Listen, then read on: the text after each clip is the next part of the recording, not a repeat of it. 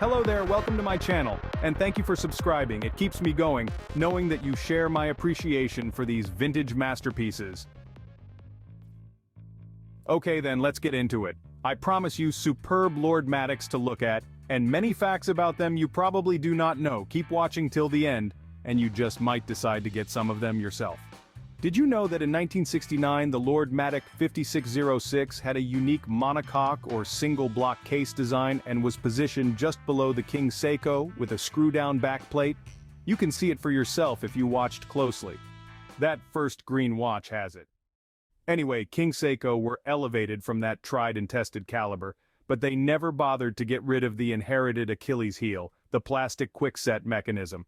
Also, as mentioned, they downgraded from that waterproof case design. Actually, this plastic adjuster cog is not really a wheel but literally more of a little self-destructive square peg in a round hole. It will just break in time, or you had better be very careful quick setting it. Only ever adjust at 1830 or so. Fortunately, a talented watchmaker can reproduce this part in metal, and I would not claim this if such a man does not belong to my inner circle, as you might have surmised already. But let's not digress. When it comes down to it, it was a question of accuracy. The 5606 Lord-Matic being less so compared to King Seiko 5626, and that one again, less so compared to King Seiko 5646. So, accuracy was important to Seiko and the Lord-Matic was phased out because apparently Seiko associated product lines with certain movements. Still, some special and deluxe Lord-Matics were made with those same bespoke King Seiko movements inside. They were called special and deluxe, of course. Keep an eye out for those as they are part of this lineup. It's all labeled on the dial. Let's get technical now. The Lord-Matic Sua division is a self-winding 23 joules watch. It features an uncluttered clean dial, with or without the applied LM logo, which was added from 1970 onward to the lineup.